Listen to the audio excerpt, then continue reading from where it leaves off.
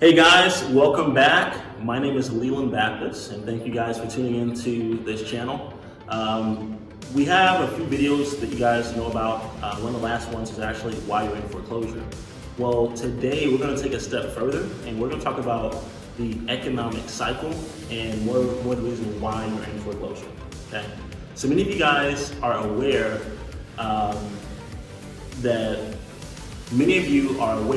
that things happen, right? Good and bad to everyone. The truth is that our economy, the way our economy works, we live in a capitalist society, right? And so the way our economy works is normally cyclical, right? Or seasonal, so it goes up and down. And foreclosures actually play a large part of that in our economy. So we are going to discuss that in today's video. Stay tuned, listen up, share with a friend, let them know. And so, as you're taking this message in, the purpose of it is not to make you feel worse about your situation. The purpose of this message is actually to allow you to be in a better mindset and a mind state so that you can take advantage of your situation, right? With all circumstances in life, we gotta push forward and take advantage of our situation before our situation takes advantage of us. So, without further ado, let's begin. Come on.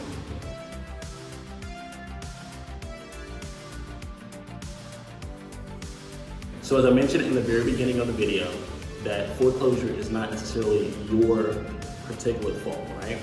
And so allow me to explain what I mean by that. Granted, we all know how foreclosure works.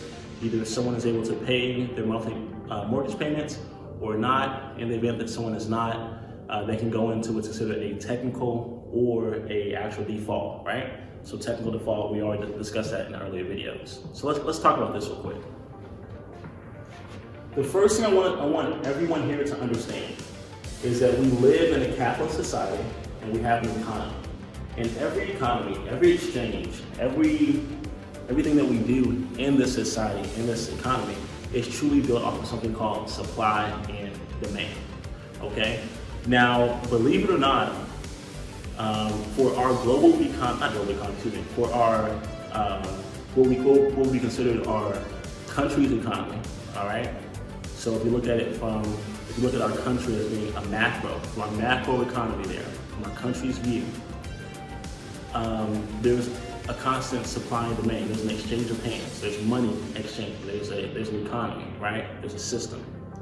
And one of the biggest assets for consumers, for human beings, is that of a house, okay? That's the biggest asset for most people is their home, all right? And for an economy to work, an exchange of hands, what has to exchange hands? That means that those homes or property has to consistently exchange hands. So much so that in enough, it moves at a larger scale. The way our economy was initially built was the mindset initially was that the largest thing that would be sold or purchased would actually be a house. So one of the largest things would actually be a home, a house, okay?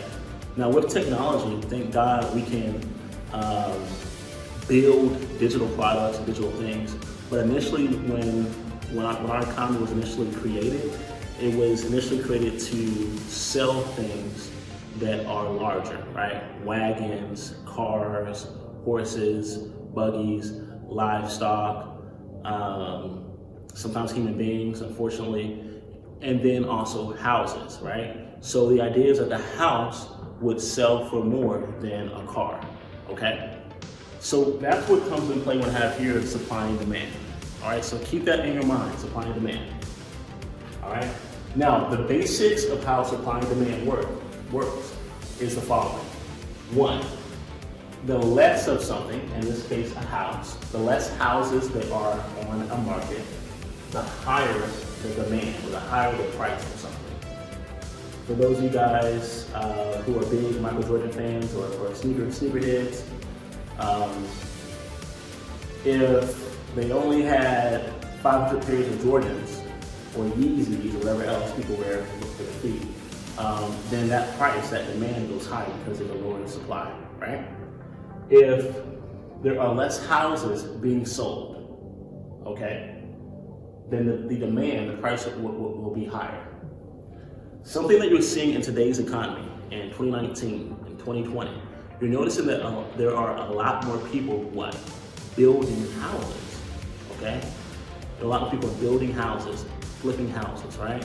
Because the average house in our current decade has not progressed with technology. Think about this.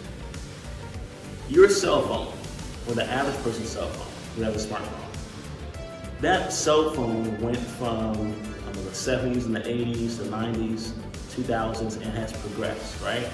It went from being this large to being this thin, okay? It went from being this long to being this long, all right? The cell phone went from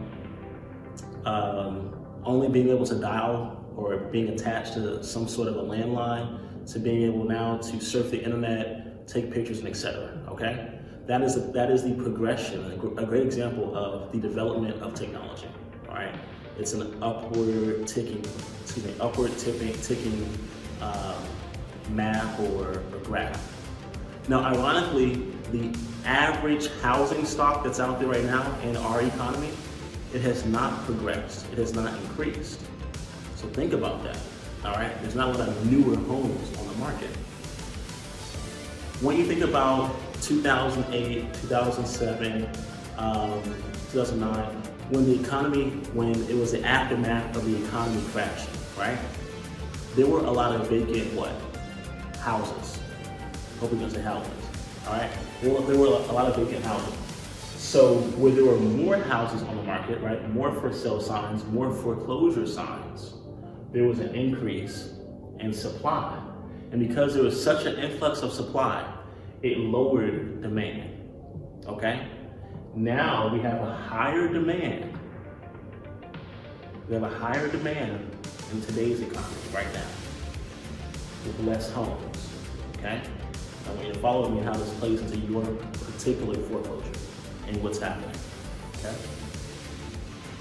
When we talk about demand, we want to get a little more specific, right? So demand, and oftentimes could be people just wanting something because it's not in plenty. But demand can also be, for housing especially, demand really boils down to a few more things, right? Because not just anyone who wants a home qualifies under demand. You have to have access, right? You have to have the ability to purchase that home. This could be a job, right? This could be income, money, it can be credit. Then once you have the access, the money, and the credit, and the job history, the work history, et cetera, then we get into the products that the government makes available. Normally the government makes the FHA available. Your conventional mortgage can come from your particular lending institution or bank, but your bank still gets its money from the Federal Reserve, which is not a government entity, but nonetheless. Just know that the money is coming from somewhere. The money to purchase the home is not coming directly from you per se, okay? So, what has to happen in order to increase our demand, right? Increase our demand. Well, we have to have money, right? And we also have to have a stable job, right? We have employment. Now, for most lending, what they require for your employment is they want to see you working for 2 years or more. I want you guys to think about this from an economic standpoint, how the economists are looking at the economy right now, all right, to keep it afloat. The average individual who is in the workforce today, are they making more money today